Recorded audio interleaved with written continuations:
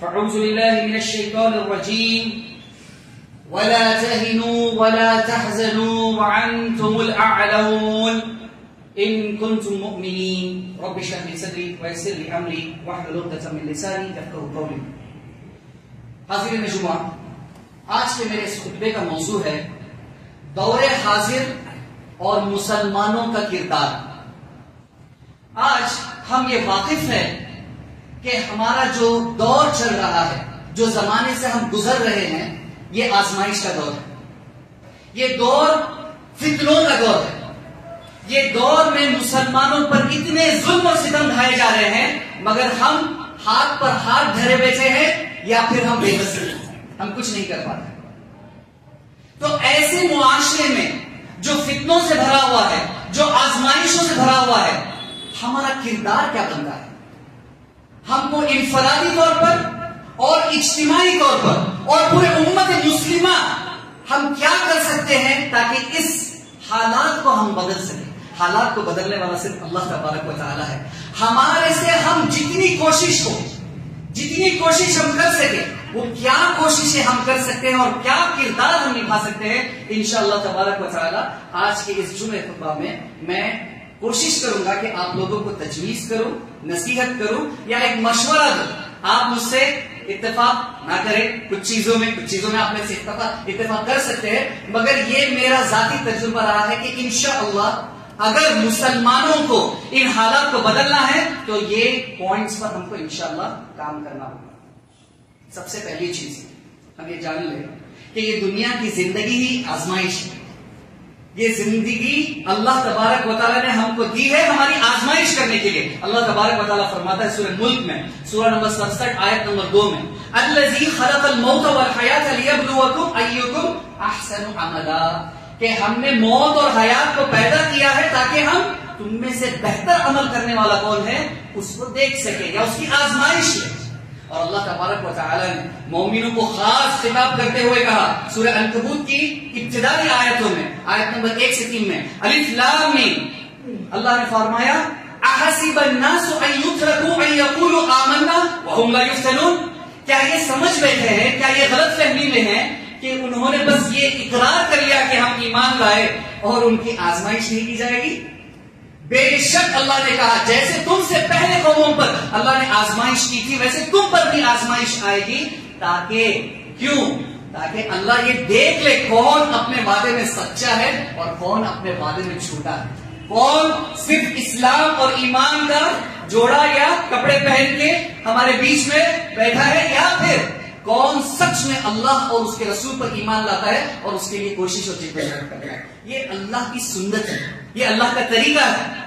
اور اللہ تبارک و تعالی نے ہم کو یہ بھی بتا دیا کہ کن ذرائع سے اللہ تبارک و تعالی ہماری آزمائش کرے گا. اللہ تبارک و تعالی فرماتا ہے سورہ بقرہ میں، سورہ نمبر 2 آیت نمبر 155 میں، اللہ فرمایا وَلَنَبْلُوَنَّكُمْ بِشَيْءٍ مِّنَ الْخَوْفِ وَالْجُوعِ وَنَقْصٍ مِّنَ الْأَمْوَالِ وَالْأَنفُسِ وَالثَّمَرَاتِ وَبَشِّرِ الصَّابِرِينَ، کہ بے شک اللہ تمہاری آزمائش کرے گا. کن چیزوں میں؟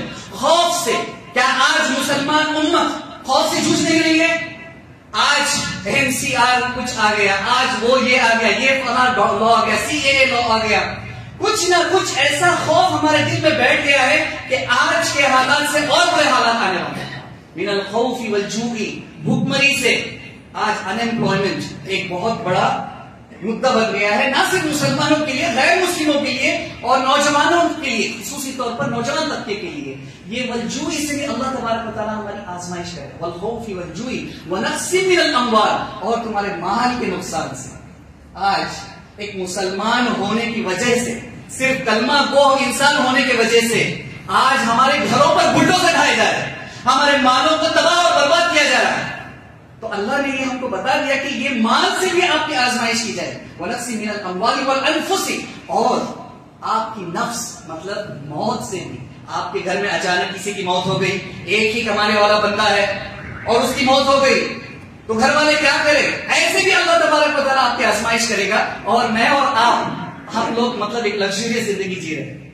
ہماری زندگی میں الحمدللہ ثم الحمدللہ اے سی کے اندر ہم بیٹھے ہیں ماشاءاللہ، اور اللہ تبارک و تعالیٰ نے ہم کو یہ وقت بھی دیا اور اللہ تبارک و تعالیٰ نے ہم کو صحت بھی دی. سوچیں ان مسلمانوں کے بارے میں جو فلسطین میں، جو غزہ میں آج بھی ان کے گھروں میں کسی نہ کسی کی موت ہو رہی ہے، تو اللہ نے فرما دیا کہ اللہ موت سے بھی، تمہارے نفسوں کے نقصان سے بھی اللہ تمہاری آزمائش کرے گا. وَنَفْسٍ مِّنَ الْأَمْوَالِ وَالْأَنفُسِ وَالثَّمَرَاتِ، اور تمہاری محنت کی کمائی ہوئی جو پھل جو ہے، جو تمہاری روزی ہے، جو تم نے محنت سے کمائی، اس میں بھی اللہ نقصان کرے گا اور تمہاری آزمائش کرے گا.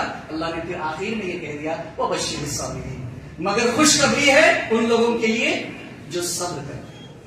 تو خلاصہ یہ ہے کہ یہ دنیا کی زندگی آزمائش کی زندگی ہے، اور یہ امتحان سے مجھے اور آپ کو گزرنا ہے، چاہے انفرادی طور پہ ہو، چاہے ہمارے گھریلو طور پر ہو، چاہے ہمارے معاشرے کے طور پہ ہو، چاہے ملک کے طور پہ ہو، یا چاہے پوری امت مسلمہ کے طور پر ہو. ہم کو یہ آزمائش سے گزرنا ہے. ہم اس آزمائش میں ہمارا کردار کیا ہونا چاہیے، ہمارا رول کیا ہونا چاہیے.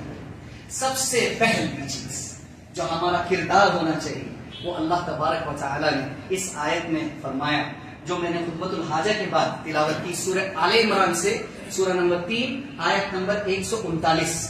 اللہ تبارک و تعالی فرماتا ہے وَلَا تَهِنُوا، اور تم سستی مت کرنا، وَلَا تَحْزَنُوا، اور غمزدہ مت ہونا. سستی مت کرنا، کاہلی مت کرنا، اور غمزدہ مت کرنا. وَأَنْتُمُ الْأَعْلَوْنَ، تم ہی غالب ہو کے رہو گے، اللہ تم کو غالب کرے گا. شرط کیا ہے؟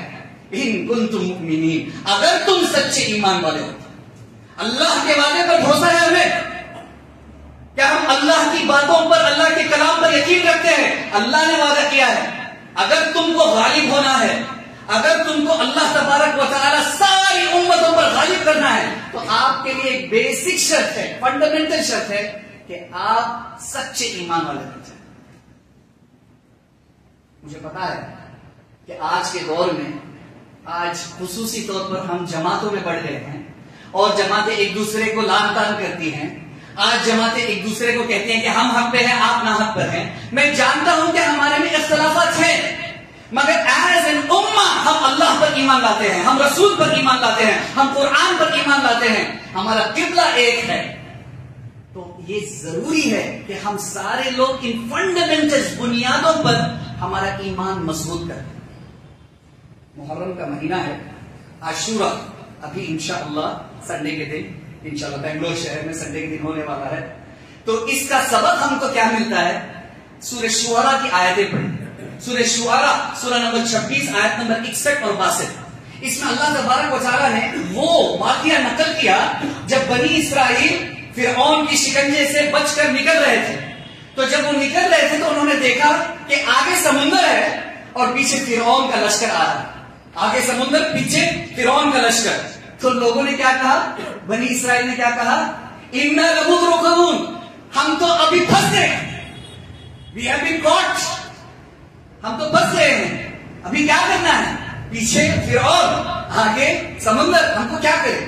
تو موسیٰ علیہ السلام نے جواب دیا، ویسا یقین ہم کو پیدا کرنا چاہیے. موسیٰ نے کہا کہ اے لوگوں، نہیں، بالکل نہیں، میرا رب مجھے صحیح راستہ دکھائے. اور اللہ نے کہا کہ اے موسیٰ، تمہارے عاصی کو مارو، اور اس سمندر کو پھاڑ دیا، اور اللہ تبارک و تعالیٰ نے ان کے راستہ بنا دیا. ایسا ایمان پیدا کرو مسلمانوں، تو اللہ کی مدد آئے گی، تب اللہ تبارک و تعالیٰ تمہارے حالات کو بدلے گا. اللہ کے رسول صلی اللہ علیہ وسلم جب ہجرت کر رہے تھے، یہ ہجرت کا بھی ایک واقعہ، اس سے ہم کو عبرت حاصل کرنی ہے، کیونکہ ہمارا ہجری سال ابھی شروع ہوا، ابھی تھوڑے دن پہلے ہی شروع ہوا.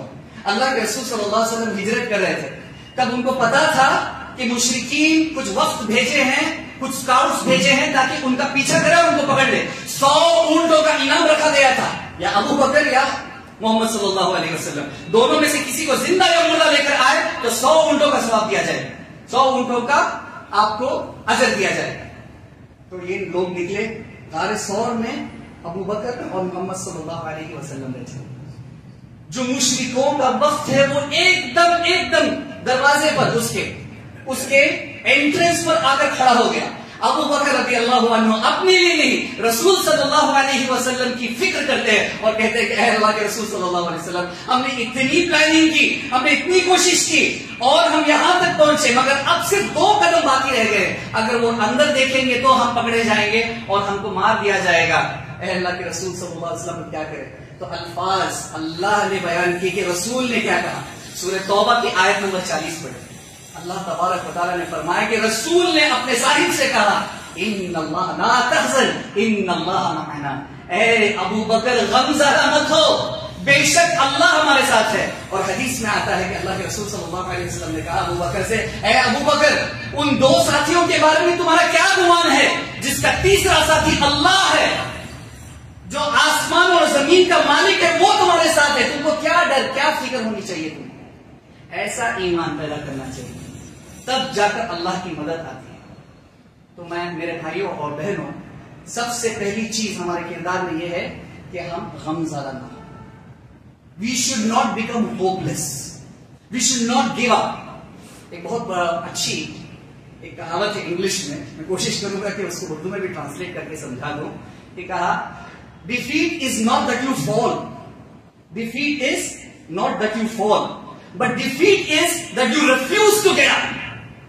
جن کو سمجھ میں آ گیا، شکست یہ نہیں ہوتی کہ آپ گر پڑے، شکست یہ ہوتی ہے کہ آپ گرنے کے بعد اٹھنے کے لیے منع کرتے، یہ شکست ہوتی ہے۔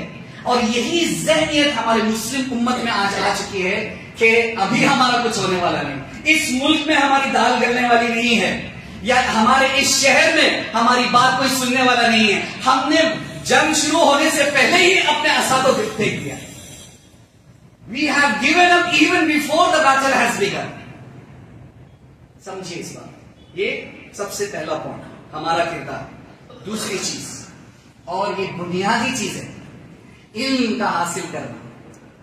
میرے بھائیوں اور بہنوں، علم ایک ایسی چیز ہے، ایک ایسی نعمت ہے اللہ تبارک و تعالیٰ کی، جس سے مجھے اور آپ کو ایک مسلمان ہونے پر اس سے پیچھے نہیں ہٹنا چاہیے۔ اگر میں اور آپ اس سے محروم ہو گئے تو مطلب ہم نے اپنے مقصد کا ہی پورا مطلب اس کا کباڑ کر دیا۔ اگر ہم اس چیز میں آگے نہ ہو، اللہ تبارک و تعالیٰ نے جو پہلی وحی نازل کی، یہ تو کئی بار خطیبوں نے منبر سے کہا ہے، پہلی وحی نازل جو اللہ تبارک و تعالیٰ نے کی تھی وہ سورہ اقرا میں، اقرا بسم ربک الذی خلق، پڑھو اس رب کے نام سے جس نے تم کو پیدا کیا، خلق الانسان من علق، جس نے تم کو پیدا کیا خون کے ایک لوتھڑے سے، اقرا وربک الاکرم، پڑھو پڑھو پڑھو، تمہارا رب کرم کرنے والا ہے، الذی علم بالقلم، جس نے تم کو قلم سے سکھایا، علم الانسان ما لم يعلم، تم کو وہ باتیں سکھائی جس کا تم کو علم نہیں تھا۔ علم، اقرا، 3-5 مرتبہ اسی 5 آیتوں میں اللہ تبارک و تعالیٰ نے کہا کہ اس کی اہمیت سمجھو، اس کی اہمیت جانو۔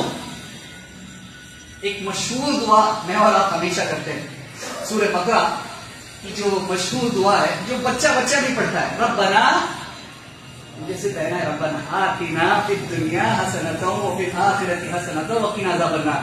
ایک بہت قدیم اور ماشاءاللہ مشہور سلف صالح میں سے گزرے ہیں حسن البصری رحمہ اللہ۔ حسن البصری رحمہ اللہ اس آیت کی تعبیر میں کہتے ہیں کہ جب بندہ کہتا ہے ربنا آتنا فی الدنیا حسنہ، اے اللہ مجھے اس دنیا میں خیر عطا فرما، حسنہ عطا فرما، حسنہ سے مراد، خیر سے مراد علم دین ہے۔ آپ اللہ سے دعا مانگ رہے ہیں کہ آپ کو اللہ علم دین سے نوازے۔ من یرید اللہ بہ خیرا یفقہہ فی الدین، رسول اللہ صلی اللہ علیہ وسلم نے کہا کہ جس کے لیے اللہ خیر کا معاملہ کرتا ہے اس کو دین کی سمجھ دیتا ہے۔ امام ابن القیم رحمۃ اللہ علیہ کہتے ہیں کہ اس کا الٹا بھی صحیح ہوتا ہے کہ جس کے لیے اللہ خیر کا معاملہ نہیں کرتا اللہ اس کو دین کی سمجھ نہیں دیتا۔ اللہ تبارک و تعالیٰ مجھے اور آپ کو اس چیز سے بچائے کہ ہم کو دین کی سمجھ نہ ہو تو یہ اللہ کا ایک عذاب ہے۔ ہم کو رک جانا چاہیے کہ مجھے کیوں نہیں رغبت آ رہی ہے دین کا علم حاصل کرنے کے لیے، کیا اللہ مجھ سے خوش نہیں ہے؟ یہ چیز سوچنے لائق ہے۔ اللہ کے رسول صلی اللہ علیہ وسلم نے کہا طلب العلم فریضۃ علی کل مسلم، سنن ابن ماجہ کی حدیث، کہ دین کا علم حاصل کرنا واجب ہے، فرض ہے، جیسے نماز فرض ہے ویسے علم کا حاصل کرنا فرض ہے۔ لوگ یہ اکثر سوال کرتے ہیں کون سا علم، کتنا علم حاصل کرنا چاہیے؟ اس میں بھی سلف الصالحین کے اقوال کریم موجود ہے. کتنا علم حاصل کریں. تو ایک سلف الصالحین نے کہا کہ صبح سے لے کر شام تک آپ کی جو ضروریات ہے دین کے معاملے میں اس کا علم آپ کو حاصل کرنا ہے. یہی بیسک ہے, یہی فنڈامنٹل ہے. ایک مسلمان کے لیے صبح ہوتی ہے اور شام تک جتنے بھی دینی کام اس کو کرنا ہے, جتنے بھی معاملات اس کو کرنا ہے, اس کا علم اس کو ہونا چاہیے. نماز پڑھنے کا علم, وضو کرنے کا علم, حاجات سے کیسے اپنے آپ کو پاک کیا جائے, معاملات کرتا ہے تو معاملات میں اس کے کیا معاملے ہونے چاہیے.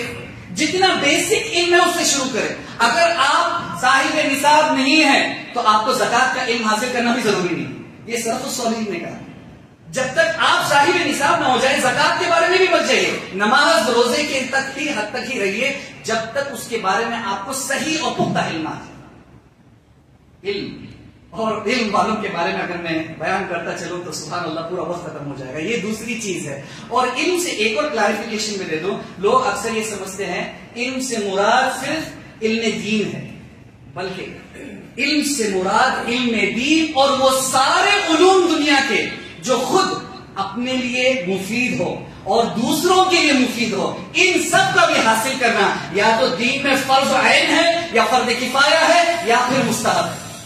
جی بالکل, فرض عین بھی ہو سکتا ہے, فرض کفایہ بھی ہو سکتا ہے اور مستحب بھی ہو سکتا ہے. اس سے کم تو میں جانتا نہیں کہ کسی عالم دین نے کہا ہو کہ دنیاوی علوم میں بھی یہ چیز ضروری ہوتی ہے کہ ہم یہ علوم حاصل کریں تاکہ ہم اپنے آپ کو اور اپنے گھر والوں کو اور اپنی سارے معاشرے اور امت کو ہم انشاءاللہ اللہ کے قریب لائیں. کیوں؟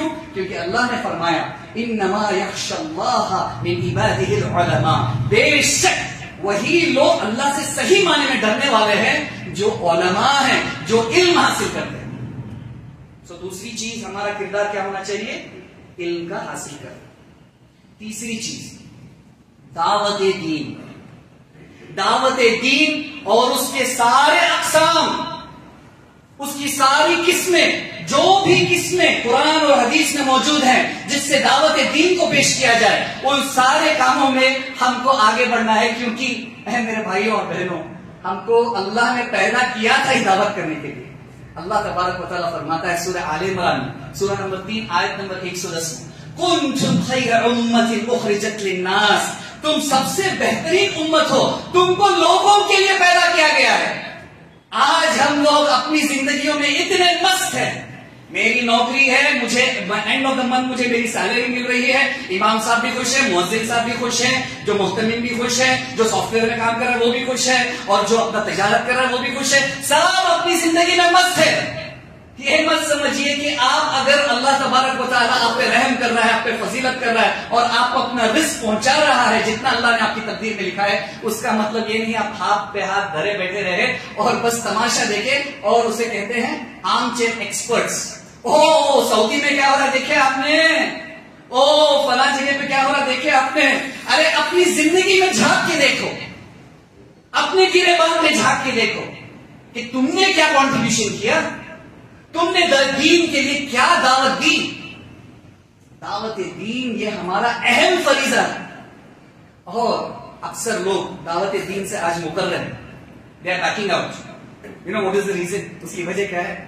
اگر ہم کچھ بولیں گے تو اریسٹ ہو جائیں گے, ہم کو جیل میں ڈال دیا جائے.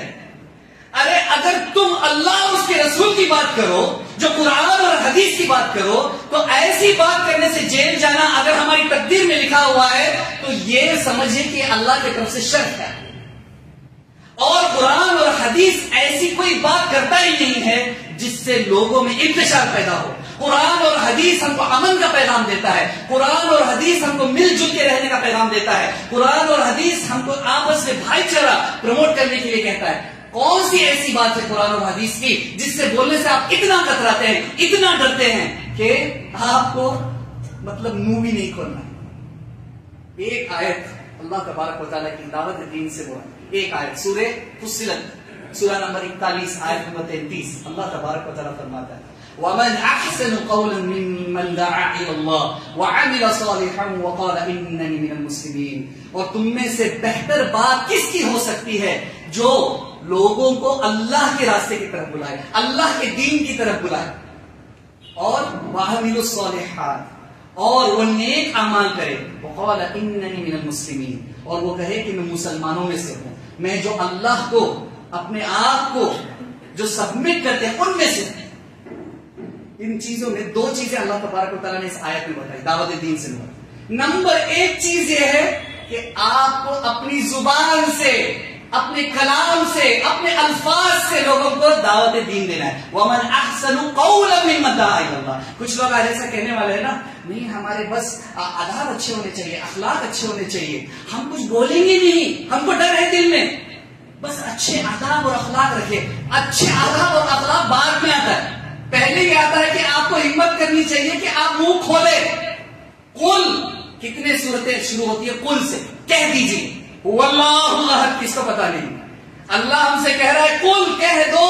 یہ نہیں کہ اللہ ایک ہے, اللہ نے نہیں کہا واللہ احد, اللہ ایک ہے, یہ ہم سب جانتے ہیں. اللہ نے کہا قل هو اللہ احد, کہہ دو ان لوگوں سے جو کہتے ہیں کہ اللہ ایک نہیں ہے, ان سے کہو کہ اللہ ایک ہے. اللہ کی تعریف بیان کرو بھائی, اللہ کون ہے اس کا مطلب لوگوں کو پریچے دو, ان کا اللہ کو انٹروڈیوس کرو.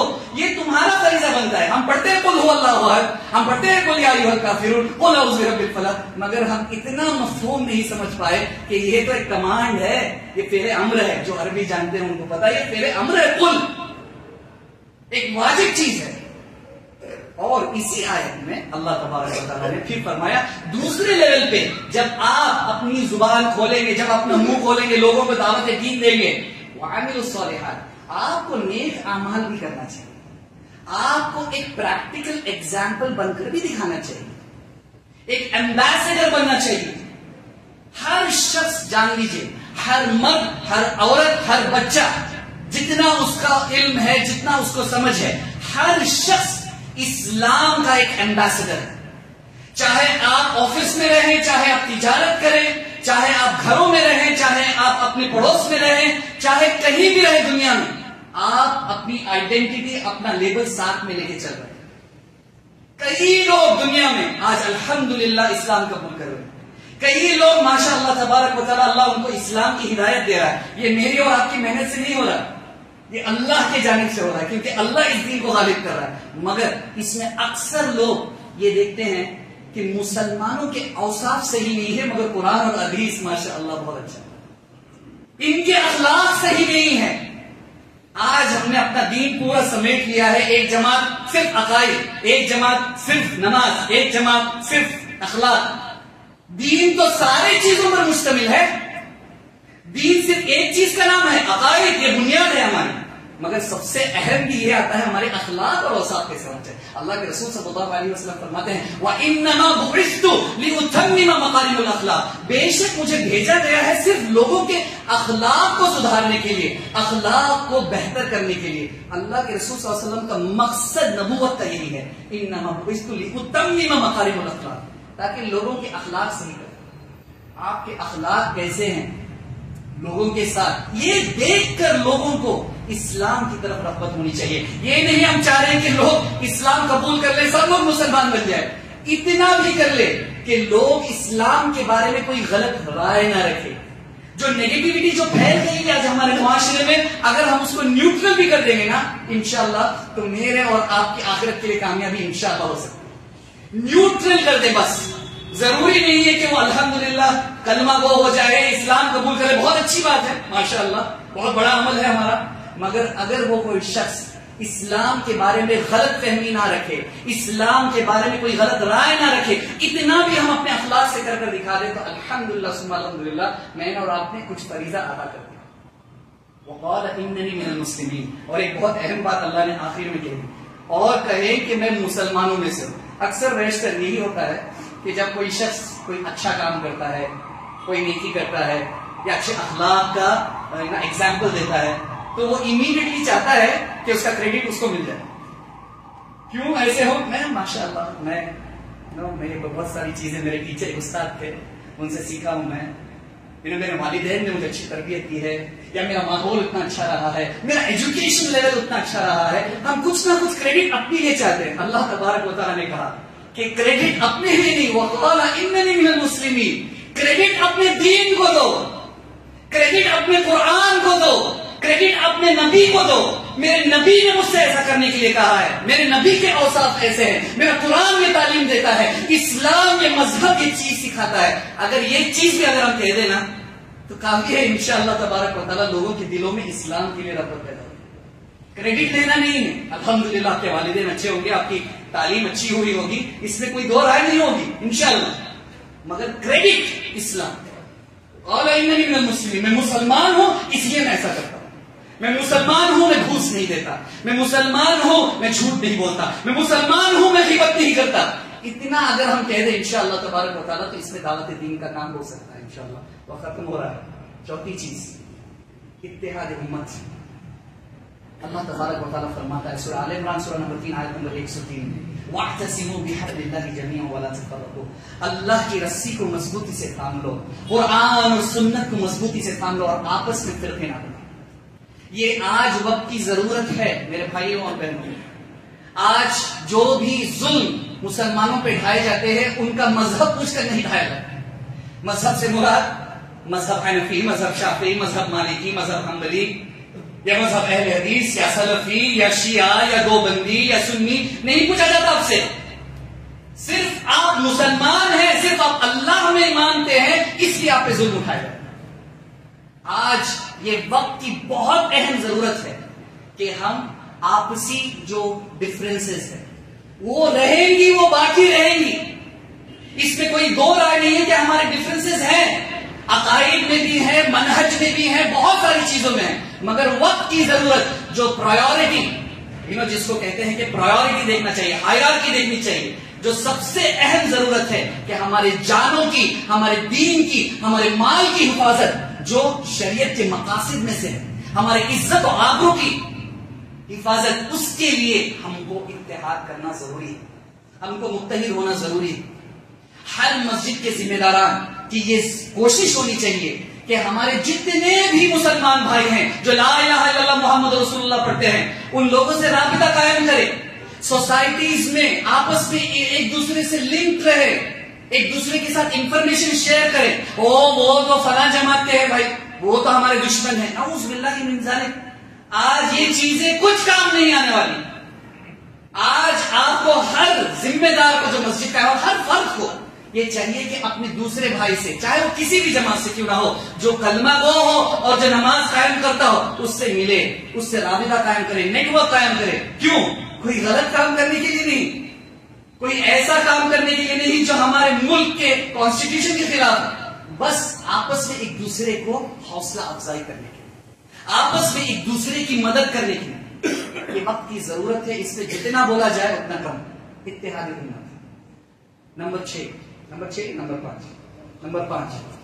5 ہم کو ضروری ہے کہ ہم اسباب کا استعمال کریں. اسباب، اور میں ساتھ میں جوڑنا چاہوں گا ماہرین وقت.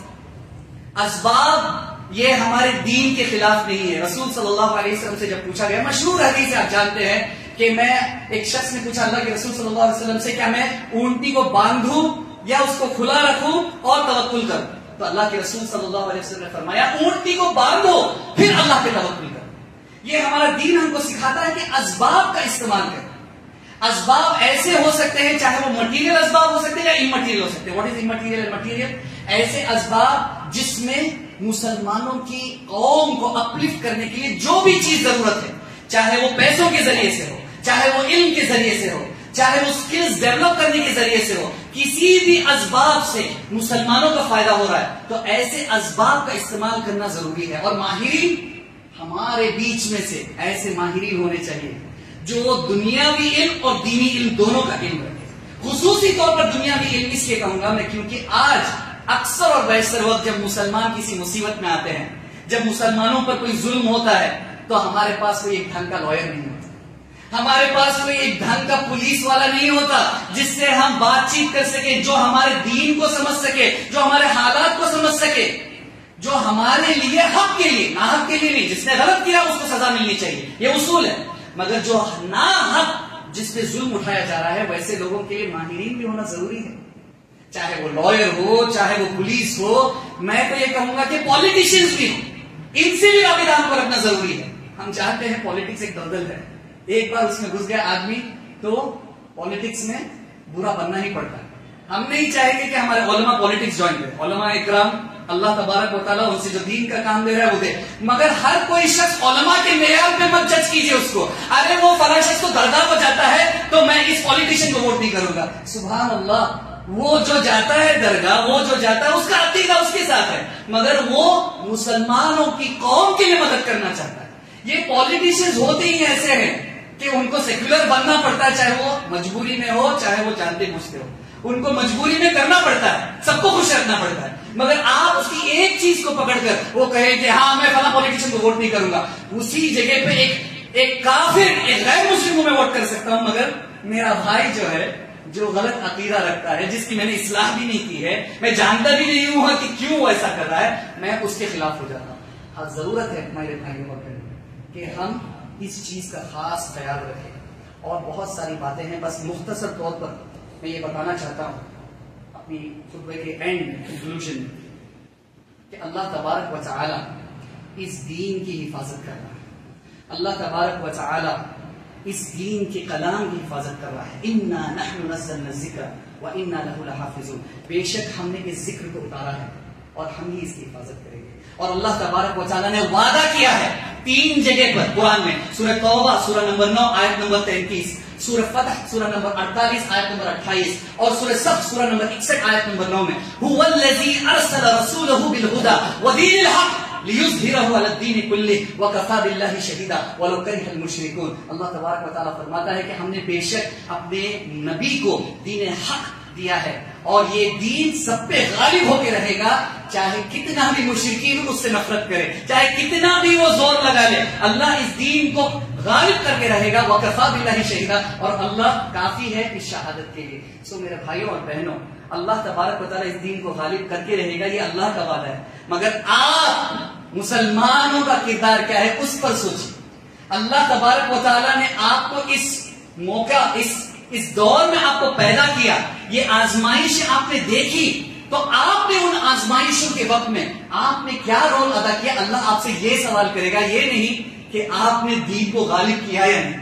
اللہ کوشش دیکھتا ہے. والذین جاہدوا فینا لنہدینہم سبلنا, جو اللہ کے راستے میں جد و جہد کرتے ہیں, جو کوشش کرتے ہیں, اللہ انہی کے لیے آسانی فرماتا ہے. اللہ تبارک و تعالی ہمارے دین کی حفاظت اور ہمارے دین کی خدمت کے لیے مجھے آپ کو صحیح استعمال کرے. اللہ تبارک و تعالی ہم کو علم دین حاصل کرنے اور لوگوں تک پہنچانے کی توفیق عطا فرمائے. اللہ تبارک و تعالی امت مسلمہ میں اتحاد پیدا کرے. اور میں یہ کنکلوڈ کروں گا ایک فیمس اسٹیٹمنٹ سے جو ڈاکٹر اسرار احمد صاحب, میں جانتا ہوں بہت سارے لوگ ان کی باتوں سے اتفاق نہیں کرتے, مگر وہ بات جو انہوں نے کہی بہت جامع بات کہی. آج کا وقت یہ ہے, انہوں نے کہا, ان کی ماشاءاللہ فصیح اردو ہے, انہوں نے کہا جاگو اور جگاؤ, ہوش میں آؤ, ہوش میں دوسروں کو لاؤ. وآخر دعوانا الحمدللہ رب العالمین.